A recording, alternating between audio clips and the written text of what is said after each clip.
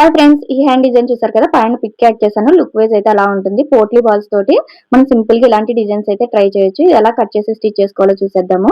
ముందుగా మనం పోట్లీ బాల్స్ అనేది ఇలా థర్మోకోల్ బాల్స్ తోటి రెడీ చేసుకోవచ్చు, లేదా క్లాత్ తో అయినా కూడా మనం ఇలా బాల్స్ అనేది రెడీ చేసి పెట్టుకోవాలి. మీరు హ్యాండ్ పొడవు లూజు ఎంత ఉంటుందో అంత తీసుకోండి. ఇక్కడ మిడిల్ కి ఫోల్డ్ చేసుకోండి, నేను చూపిస్తున్నట్టు మిడిల్ ఒక మార్క్ చేసుకోండి. ఇప్పుడు కిందకి పైకి కూడా మనము మిడిల్ నుంచి 2 ఇంచెస్ చొప్పున పెట్టాను. మీకు ఇంకా పొడుగ్గా కావాలి అన్న కూడా పెట్టుకోవచ్చు. ఇటు సైడ్ కి 1 ఇంచ్ పెట్టాను. ఇక్కడ కూడా మీకు 1.5 కూడా పెట్టుకోవచ్చు. ఇదంతా కూడా హ్యాండ్ లూజ్ ని బట్టి లావుని బట్టి ఉంటుంది.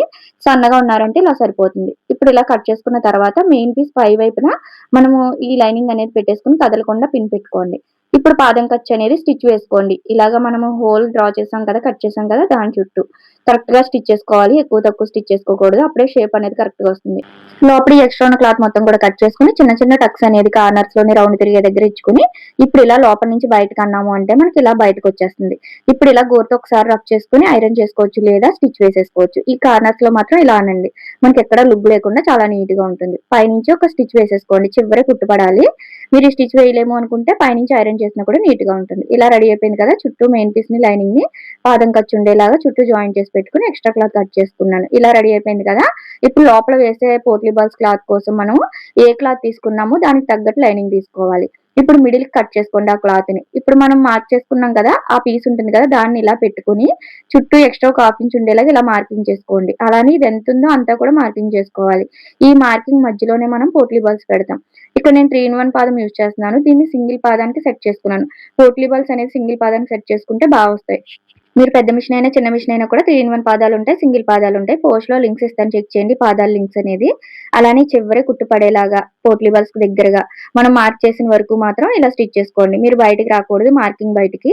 అలానే ఇక్కడ చూడండి, ఇలా రివర్స్ పెట్టేసుకోండి. క్లాత్ అనేది పెట్టుకుని మనకు ఆల్రెడీ స్టిచ్ కనిపిస్తుంది. ఆ స్టిచ్ మీదనే ఇంకొక స్టిచ్ అనేది వేసుకుంటే మనకి పోట్లీ బాల్స్ అనేది లోపలికి వచ్చేస్తాయి.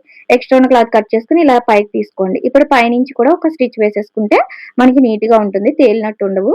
ఇప్పుడు కింద సైడ్ లైనింగ్ పెట్టుకుని చుట్టూ మెయిన్ పీస్ ని లైనింగ్ ని జాయిన్ చేసుకోండి. ఇలా రెడీ అయిపోయింది కదా. ఇప్పుడు కరెక్ట్ గా మనం ఈ హోల్ కరెక్ట్ గా ఉందా లేదా మిడిల్ అనేది చూసుకొని కదలకుండా పిన్స్ పెట్టుకుని ఇందాక ఎలా అయితే స్టిచ్ చేసామో అదే స్టిచ్ పైన స్టిచ్ వచ్చేలాగా ఇంకొక స్టిచ్ వేసుకొని రప్పించుకోండి. ఇప్పుడు మనం ఇలాగ 1.5 వెడల్పు ఉండేలాగా ఉంచుకొని మిగిలిన కట్ చేసుకుని దీన్ని కూడా మనం ఇలా లోపలికి ఫోల్డ్ చేసుకుని స్టిచ్ వేసుకోవడం వల్ల దారాలు అనేది రావు. తర్వాత మనం హెమ్మింగ్ చేసుకోవడమే, నీట్ గా ఉంటుంది. ఎన్ని రోజులు ఉన్నా కూడా దారాలు రాదు. చూసారు కదా, ఇలా రెడీ అయిపోతుంది. లోపల హెమ్మింగ్ చేసుకోండి. ఫుల్ వీడియో కావాలి అంటే వీడియో కిందనే లింక్ ఇస్తాను, చెక్ చేయండి. కిందనే పైపింగ్ చేసుకుంటే ఇలా నీట్ గా రెడీ అయిపోతుంది. మీకు ఎలా అనిపించిందో కూడా కామెంట్ చేయండి. ఎవరికైనా యూజ్ అనిపిస్తుందని కూడా షేర్ చేయండి. నచ్చితే మాత్రం ఒక లైక్ చేయండి. మీరు ఇచ్చే లైక్ వల్ల అందుకైతే వీడియో షేర్ అవుతుంది కదా, వాళ్ళకి కూడా యూజ్ అవుతుంది. వీడియో నచ్చితే మాత్రం కంపల్సరీ ఒక లైక్ చేయండి. Thank you.